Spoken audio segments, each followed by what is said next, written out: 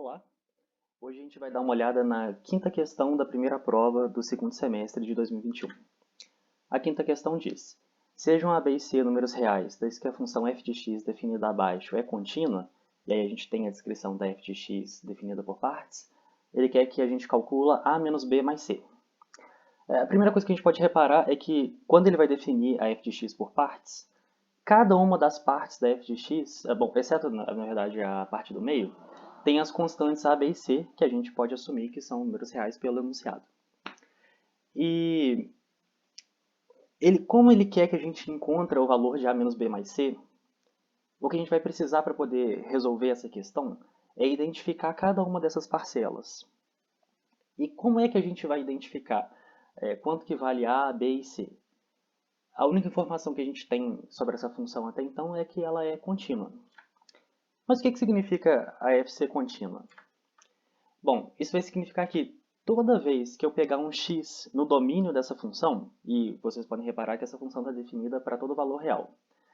Toda vez que eu pegar um valor no domínio dessa função, ou seja, um valor real, a f de x tem que coincidir com o limite de toda a sequência y tendendo para x. Bom, aqui a gente pode escrever na forma desse limite, mas se esse limite aqui é verdadeiro, então a mesma coisa vale para os limites laterais. Então, se eu pegar uma sequência de pontos no domínio da f que estão tendendo a x pela esquerda, que é esse limite de f de y com y tendendo a x com expoente menos, ou uma sequência de y no domínio da f que estão tendendo a x pela direita, que é esse limite que está à direita aqui, esses dois têm que coincidir e dar igual a f de x. E por que fazer isso é importante? Porque quando a gente olha para a cara da f, quando a gente olha para o domínio da f para os valores reais negativos, ou seja, para x menor que zero, a fórmula explícita que a gente tem para f, que é essa fração, a de x mais seno de b de x mais x sobre x mais 2x ao quadrado, essa expressão aqui ela já é uma função contínua nesse domínio, ou seja, para x menor que zero. Você vê que essa função ela só teria uma descontinuidade se a gente estivesse considerando para ela x igual a zero. Mas para x menor que zero, tudo aqui está funcionando bem. Para x igual a zero, a gente tem ela definida pontualmente igual a 3. E para x maior que zero, essa fração que a gente tem também está bem definida. Não tem nenhum problema acontecendo aqui. Então, como a gente sabe que a f é contínua, em particular a gente sabe que a f é contínua no zero, que é o único lugar estranho naquela definição da continuidade por partes da f. E aí, o nosso objetivo é tentar usar a continuidade da f no x igual a zero, para poder tentar determinar as constantes a, b e c. Então, se a gente olha para aqueles limites laterais de novo, o que a gente tem usando que a f é contínua em x igual a zero? Então, a gente sabe que os limites parciais, né, os limites laterais da f, eles têm que coincidir com f de zero. F de zero, nesse caso, nada mais é do que 3. E aí, o que a gente pega desse primeiro limite, que é o limite lateral esquerdo? Como a definição da f para x menor que zero é essa fração aqui, a de x mais seno b de x sobre x mais 2x ao quadrado, esse limitezinho aqui é igual a isso. Analogamente, a gente faz para o limite lateral direito. Porque como a função definida do lado direito, ou seja, para x maior que zero, é igual àquela outra fração, quando a gente for tentar calcular esse limite lateral direito aqui, a expressão que a gente vai usar é a expressão da função definida no lado direito, né? Ou seja, para x maior que zero. Bom, e aí o que a gente vai ter que tentar fazer é tentar resolver esses dois limites separadamente, sabendo que a gente já sabe o resultado que eles dão, a gente já sabe que eles existem, e a gente sabe que eles são iguais a f de zero, que é igual a 3. E aí o nosso objetivo é, tentando usar esse resultado que já é sabido, a gente vai achar as constantes. Então, aqui eu só estou recapitulando, né, que na verdade o que a gente tem é só um sisteminha de limites. E o que a gente vai tentar fazer é resolver cada um deles separadamente. Então vamos pegar primeiro o limite lateral esquerdo. O que a gente pode fazer aqui? Quando a gente está trabalhando com limite, é interessante que a gente tente decompor ele em limites, em outros limites que a gente saiba já resolver de antemão. Esse limitezinho aqui, ele está um pouco bagunçado. A primeira coisa que a gente pode fazer é tentar tirar o y que está embaixo no denominador em evidência. Aí a gente consegue, vai ficar, no lugar de ficar y mais 2y ao quadrado, vai ficar y que multiplica 1 mais 2y. E aí aqui, como a gente tem uma soma em cima, a gente pode decompor isso daqui numa soma. Então, veja bem que aqui eu não decompus o limite que está em cima em dois novos limites. Eu só decompus a soma eu só decompus a fração que eu tinha em cima numa soma agora. E isso é importante porque eu só posso abrir um limite numa soma de outros limites se eu tiver garantia de que os dois limites que eu estou abrindo existem. Como aqui eu ainda não sei, eu só estou fazendo as contas parciais ainda, eu estou tomando o limite do lado de fora da expressão toda que eu estou calculando aqui do lado de dentro. Eu posso fazer a álgebra toda que eu quiser aqui dentro desses parênteses, mas eu não posso abrir em dois limites ainda sem saber que os limites resultantes vão existir. Bom, agora que a gente obtém esses limites aqui, eles já estão mais fáceis de calcular, porque o primeiro, o que que a gente tem? A gente pode simplificar o y de cima com o y de baixo, e aí a gente vai ter um a mais 1 sobre 2y. E essa função aqui, a gente sabe calcular o limite dela, porque se você substituir y igual a zero, isso daqui vai dar simplesmente a sobre 1 mais zero, que dá.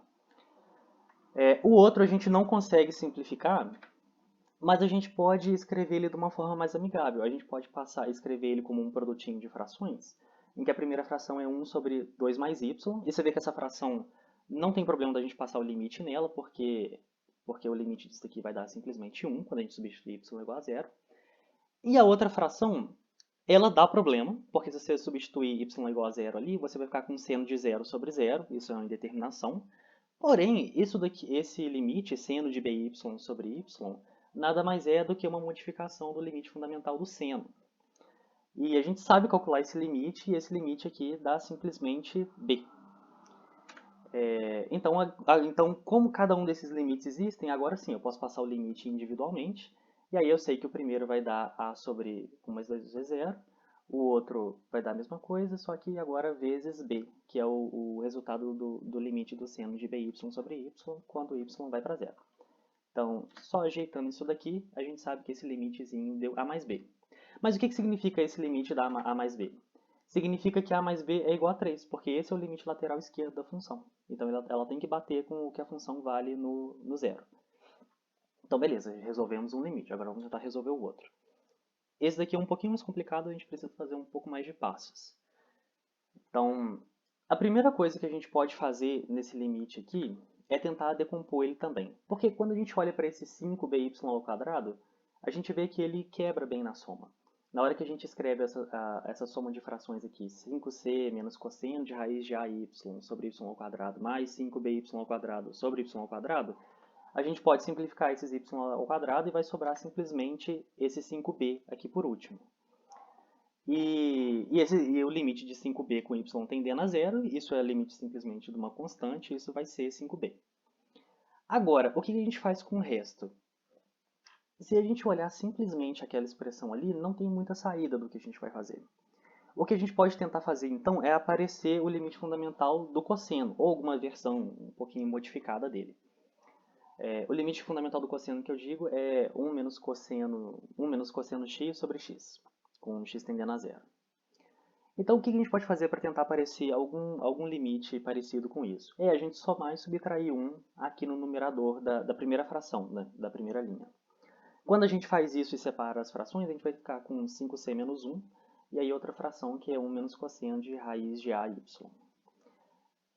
E aí a gente pode tentar agora analisar cada um desses limites separadamente. O último a gente já sabe que existe, porque é limite só de uma constante.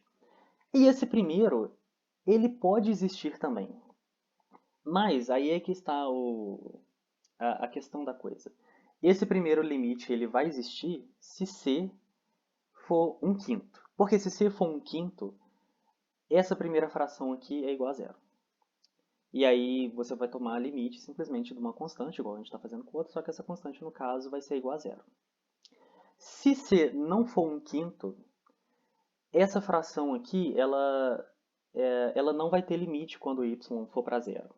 Aí você pode pensar no gráfico disso daqui, porque dependendo do valor que vai ter aqui no numerador, esse limite ou ele vai dar mais infinito ou menos infinito, né? Porque quando y for tender para zero, 1 sobre y ao quadrado vai para mais infinito.